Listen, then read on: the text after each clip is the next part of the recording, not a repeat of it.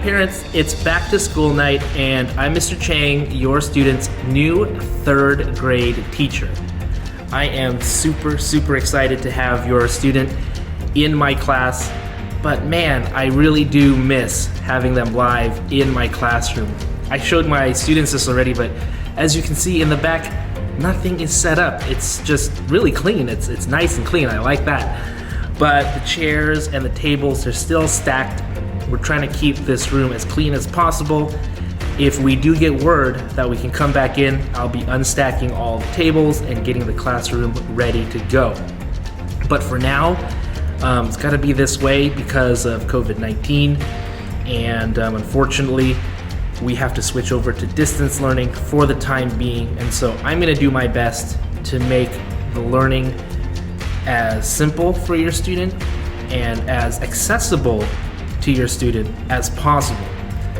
So I think you probably already know this, and hopefully your kids have told you this, but I like to do a lot of videos, and I'm going to be doing videos for the students every day. I'm going to have a recap of the school day on Canvas every single day. And so what I'd like you to do, if you haven't seen the Canvas page yet, please go there and look at the videos with your student. It'll tell you what we did in the day. It's kind of a recap, and it tells you what they need to do. We use a program called Seesaw.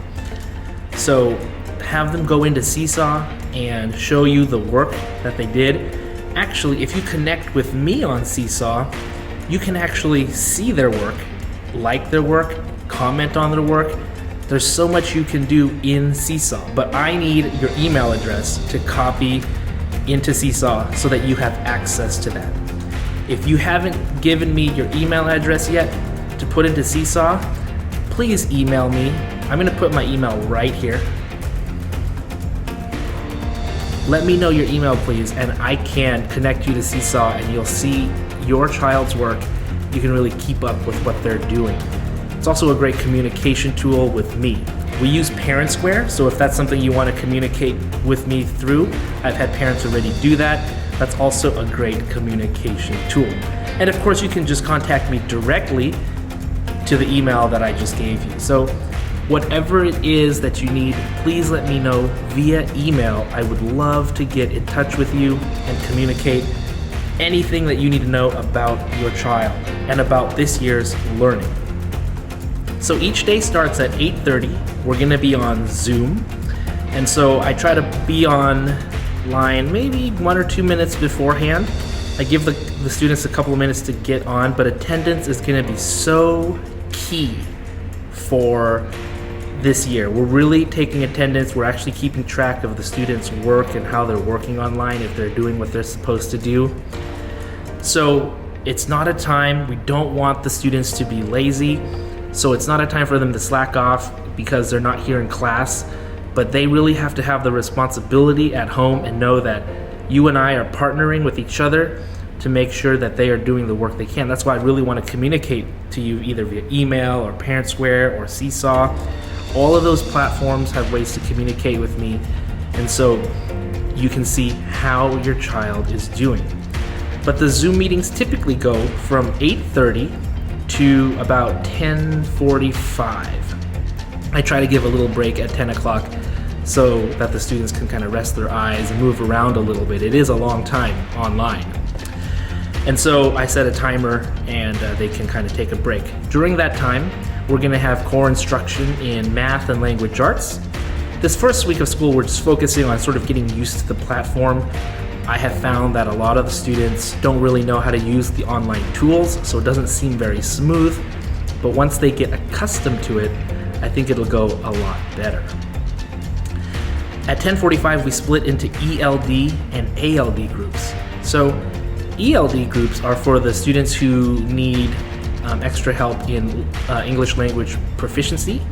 And so if you're an ELD student, you already know who you are. Parents should know who they are already. They stay with me in a small group. And the ALD students, what they do is they're going to go do their own independent work. So what you need to know about this, parents, is for the ALD students, if they finish their work early, they can kind of just get to lunch a little bit early. Lunch officially starts at 11:15. It goes till 12:15. But if they finish earlier, before 11:15, I mean, there's nothing to stop them from getting their lunch. They can do that. I don't have a problem with that. It's totally fine. Some parents actually pick up lunch from Whitehead School or another campus near their house, and so we have a full hour from 11:15 to 12:15 for you to do so. If you've looked at the schedule, you'll see that we have small groups starting at 12:15, and this is where things are a little bit interesting. We don't have the small groups set yet, so what I'm doing is I'm just coming back together with the whole class. But what I've noticed is not everyone comes back to school after lunch. So I'm going to start keeping better track of that, but please make sure your student knows that they need to be back in Zoom at 12:15. And then we'll go on from there. But when we have small groups, they're going to have to be even more responsible because they have to know what small group they're in and when to sort of get into the Zoom meeting. After that is independent work time. I'll have PE activities, art activities that they do online. They are responsible for doing those independently because I'll be with small groups during that time. So the afternoon's a little bit, I wouldn't say wishy-washy or anything like that, but it's a little bit more free-form. And, you know, honestly, if your child needs to do something during that time, they can, and they can save that independent work for later. It's really up to you as a parent. You have some discretion in that area. I know some of the kids were saying, do I have to do this till this amount of time? Well, the honest answer is, if they have their work done, or if they know that they're gonna do their work a little bit later, they do have the freedom to do so. Okay, let me talk a little bit about the bathroom. You know, the kids are at home. If they sneak over and go to the bathroom real quick, I'm not gonna really be too upset about it or anything like that. Like I said, all the work is on Seesaw. So even if they missed something, they can watch it back. And I'm actually hoping to have a bunch of lessons on my YouTube channel that they can click on and watch, so that if they need more help in an area and they miss some instruction online, that they can just watch the lesson over and over until they get it. And I encourage you to watch it with the family, with them as a family as well. Okay, so like I said, if they have to go to the bathroom, just have them go. I just have them go. Actually, sometimes if they're trying to interrupt me or I don't see them raise their hand on Zoom, it's hard to give them that opportunity. So if they do need to use the restroom, they have the freedom just to go real quick and come back. If I do see excessive bathroom use, you know, like they're always leaving or they're always not there, then we'll have a little bit of a discussion. I'll have to talk to you guys about that. Okay, and since we're on the topic of being at home, you know, I do fully expect the students to be ready for school. They should have a breakfast before school and be ready to learn. That means they should have an area at home where they can sit, have paper and pencil ready, have their books and materials that you picked up from me ready to go, a clean area that, you know, they're not gonna lay down or do anything like that at. I've been telling the kids, you know, there still is a dress code, be ready for school. You know, don't come in your PJs. I don't want to see you lying down or playing with toys or eating or anything like that on camera. And speaking of which, I do want to see the students on camera. You know, it might be okay a couple times to have that blank screen if something's going on at home. I totally understand. But, you know, with the camera on, that helps me engage with the students, and it helps me know that, oh, they're paying attention. So as much as they can, I do encourage their camera to be on, and I encourage, you know, them to be dressed appropriately like they'd be at school or outside. And then, of course, that they're not lying down or eating or doing things that they shouldn't be doing at school anyways, just so that they get used to the school environment. It normalizes it for them, and it helps them get their work done like they should. All right, I'm holding in my hands the language arts book. It's orange, and they actually have 4 of these. This is the main textbook with the main stories that we're gonna read in it. We're gonna be going through this curriculum. It's the district adopted curriculum called Wonders. A lot of stories in here. We have 2 other workbooks that are soft cover, as well as 2 hardcovers, this being one of them. Like I said before, please make sure they keep this safe. We're gonna do all the writing and spelling and things like that, you know, language arts stuff from this book. So Make sure that they have it. We're going to be starting this book very, very soon. Okay, their math text is this purple book. This is my teacher edition, but they have some softcover math workbooks. That's actually their main math text that we're going to be using. The big thing that we're starting here in 3rd grade is multiplication. Big deal. Multiplication is something that we're going to teach the concepts of, but they have to know their multiplication tables. There are a ton of resources online or even at stores, flashcards and all sorts of things that can help your child master multiplication as quickly as possible. That's what they need to do. And it's frustrating if students, are given all the time in the world to learn their times tables, but they don't. That happens every year. Times is just something that kids have to know. And so please encourage your child to learn their multiplication tables as quickly as possible. It's such a key skill and one that they must leave 3rd grade with. Okay, so that's the main thing, but we're also going to be learning about time. We're going to expand on adding and subtraction. We're also going to be talking about geometry, a little bit of algebra, but the main focus in 3rd grade, especially at the beginning of the year, is multiplication. So we're going to get into that and make sure your child is ready. Okay, if your child is an ELD student, they have the special ELD book.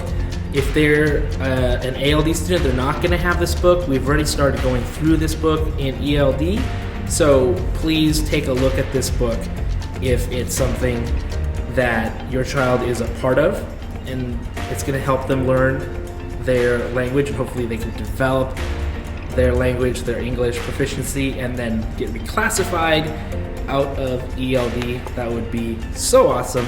This is the book that's going to help us do that. You might have noticed inside of their paper bag this newspaper-like thing. This is actually a social studies reader.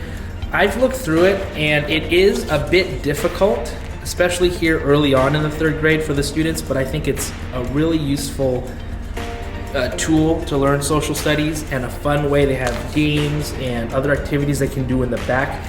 I think if your child is sort of lower or you feel like they're struggling, this might be something pretty difficult for them. But if you have a student that's really high achieving and needs more content, this is a great resource to send them to.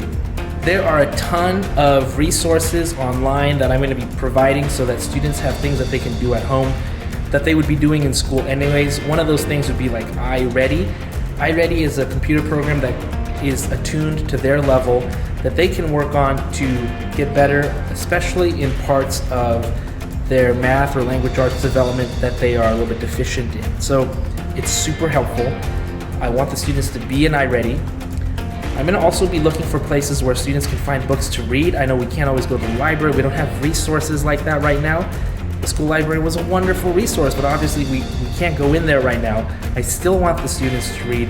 If you can get your child hands on books, that would be so awesome. Otherwise, I'm going to be looking for online resources to find like an online library so that they can read books online. I know that was a whole lot of information to go through right now. There's probably even more things that I probably forgot, but like I said, all the information that I have, I will be passing along to you via Canvas and Parent Square. But the announcement section and the video section on my main Canvas page is going to have what you need daily to keep up with what your student is doing. Also, connecting through Seesaw will be absolutely key to seeing exactly what your child is doing. And so you can be like, you didn't finish this or you need to work on that. These are really key things to kind of be in tune with your student and help them through this year. Please keep any updates from me easily in hand by checking online all the time. You can always contact me at my email address. Let's go ahead and put it back right here.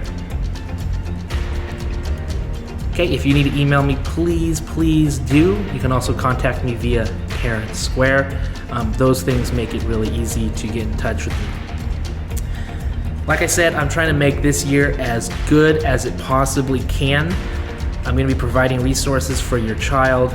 I miss your child. I wish they could be here. I love getting to know students. I love just helping them to learn. It's been such a joy to teach here in the 3rd grade these past few years at Whitehead. We have a great team, myself and Mrs. Lopez. A lot of experience between the both of us. Ms. Lopez has been a 3rd grade teacher forever, and I bring experience from all over, taught 3rd, 4th, 5th, and 6th grade, so a lot of elementary experience, and like I said, I really want to help your child. So if you have anything that you need, please let me know, and I'm going to do my best to answer your questions.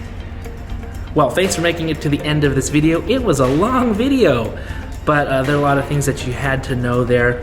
If you need to watch this video back, please do. It's going to be on my YouTube page. So if there's any information you missed, or if you want my email again, it's going to be here in this email. Hopefully we have a great year. Like I said, I'd love to get to know your child and you as well. Have a great one, and I'll see you real soon.